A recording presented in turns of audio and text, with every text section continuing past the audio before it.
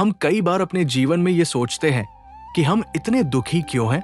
आखिर हम किन कर्मों की सजा भोग रहे हैं? किस प्रारब्ध के कारण हमें इस जन्म में कष्ट मिल रहा है? अक्सर हमारे मन में ऐसे प्रश्न उठते रहते हैं। आइए एक अद्भुत प्रसंग सुनते हैं और समझते हैं कि कर्मों का ये नियम क्या है, कर्म कैसे फल देता है और कोई इससे बच क्यों नहीं सकता। हरे कृष्ण दोस्तों, एक बार की बात है, एक राजा था। वो बहुत ही दयालु, न्यायप्रिय और ईमानदार था। वो अपनी प्रजा से अत्यंत प्रेम करता था। राजा ने भगवान श्री कृष्ण का एक भव्य मंदिर बनवाया और उस मंदिर में एक ब्राह्मण पुजारी को नियुक्त किया। वो पुजारी भी अत्यंत पवित्र, सच्चे और निष्काम थे। उनके मन में कभी कोई लालसा नहीं आई। उन्होंने कभी राजा से कुछ भी नहीं मांगा। वे केवल भगवान की निष्ठा से सेवा करते रहे। इसी प्रकार 20 वर्ष बीत गए। राजा पुजारी की सच्चाई और ईमानदारी से अत्यंत प्रभावित था। कुछ समय बाद राजा के पुत्र का विवाह तय हुआ। राजकुमार को विद्या में निपुण बनाया गया था। उसका विवाह दूसरे राज्य की राजकन्या से हुआ। विवाह की पहली रात्रि को राजकुमार अत्यंत थका हुआ था और शीघ्र ही उसे नींद आ गई। परंतु राजकुमारी को नींद नहीं आई। वो महल में इधर उधर घूमने लगी। घूमते घूमते उसकी दृष्टि राजकुमार के सिरहाने रखी एक तलवार पर पड़ी। वो तलवार हीरे जवाहरातों से जड़ी हुई थी। जिज्ञासावश राजकुमारी ने तलवार उठा ली और जैसे ही म्यान से बाहर निकाली, धार देखकर वो घबरा गई। घबराहट में तलवार उसके हाथ से छूट गई और सीधे राजकुमार की गर्दन पर गिर गई।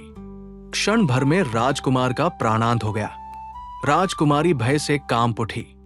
वो रोते रोते भगवान से प्रार्थना करने लगी कि प्रभु, ये सब अनजाने में हुआ है। मैं दोषी नहीं हूं, आप ही साक्षी हैं। रात बीत गई। प्रातःकाल उसने खिड़की से देखा कि मंदिर की ओर पुजारी जी जा रहे हैं। उसी समय वो जोर जोर से रोने लगी। महल के लोग एकत्र हुए।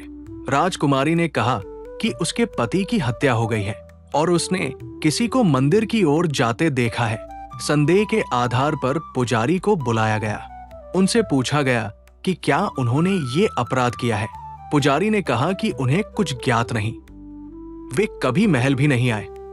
राजा जानता था कि पुजारी निर्दोष है, परंतु जनता के दबाव में आकर राजा ने कठोर निर्णय लिया। उसने कहा कि मृत्यु दंड नहीं देगा, परंतु जिस हाथ से अपराध हुआ उसी हाथ को काट दिया जाएगा। पुजारी का हाथ काट दिया गया। अपमान और पीड़ा से आहत होकर पुजारी नगर छोड़कर चले गए। उनके मन में प्रश्न था, जब मैंने कोई पाप नहीं किया तो ये दंड क्यों मिला? इस प्रश्न का उत्तर जानने के लिए वे एक प्रसिद्ध ज्योतिषी के पास पहुंचे। वहां उन्होंने देखा कि ज्योतिषी की पत्नी अपने पति से अभद्र व्यवहार कर रही थी। ज्योतिषी शांत था।